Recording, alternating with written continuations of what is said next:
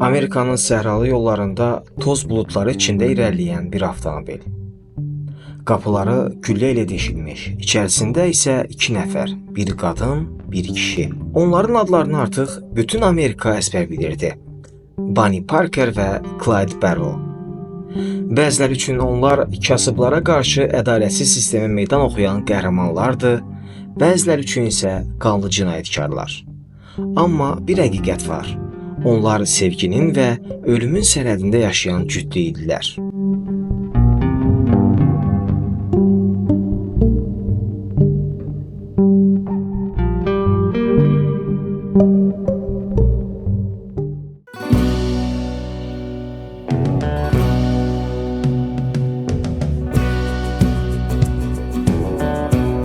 ...1930-cu illər. Amerika Birləşmiş Ştatları böyük böhranın ağırlığı altındadır. İşsizlik, acılıq, ümidsizlik. Elə bu qaranlıq dövrdə Texasdan olan 2 gənc, Clyde və Bonnie həyatlarını dəyişmək istəyir. Onların tanışlığı bir anlıq baxışla başlayır. Amma sonu qanla bitəcəyi bir hekayə çevrilir. İkisini birləşdirən təkcə sevgi deyildi. Hər ikisi sistemə nifrət edirdi. Azadlığı qanunlardan üstün tuturdu. Elə buna görə də az sonra adları ölüm siyahılarında görünməyə başlayır.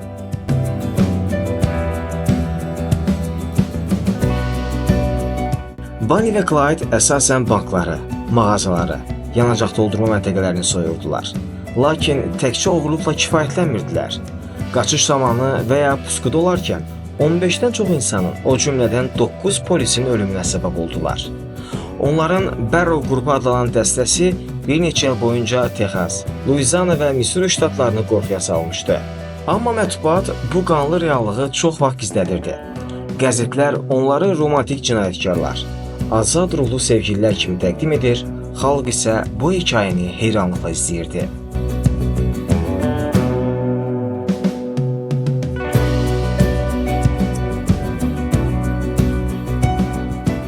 Bonnie bəzən soyğunlar arasında dəftərinə şeirlər yazırdı.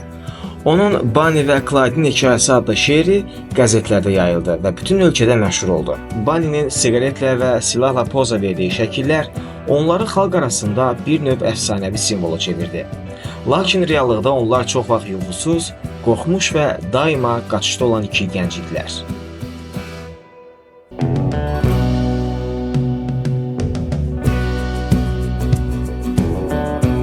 ...1934-cü ilin 23 may səhəri.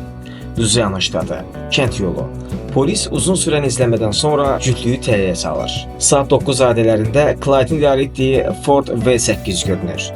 Bir neçə saniyəlik sükut və sonra 90 saniyəlik atışma. Polislər avtomobilə 130-dan çox güllə sıxır. Hər ikisi elə yerindəcə ölür. Beləcə, Amerikanın ən məşhur cinayətkar sevgililəri səhranın kənarında qan içində sükut tapır. Onların ölümü ilə əfsanə başlamış oldu. Kitablar, mahnılar, filmlər çəkildi. 1967-ci ildə ekranlara çıxan Bonnie və Clyde filmi bu hekayəni daha da romantikləşdirdi. 2 gənc qanunlara meydan oxuyan, amma sevgilərindən dönməyən. Bonnie və Clyde bəzən qəhrəman, bəzən qatil adlandırıldılar.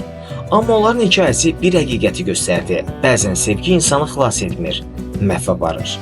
Onlar dünyanı dəyişə bilmədilər, amma adları hələ də sevginin və cinayətin birləşdiyi ən məşhur hekayə kimi yaşayır.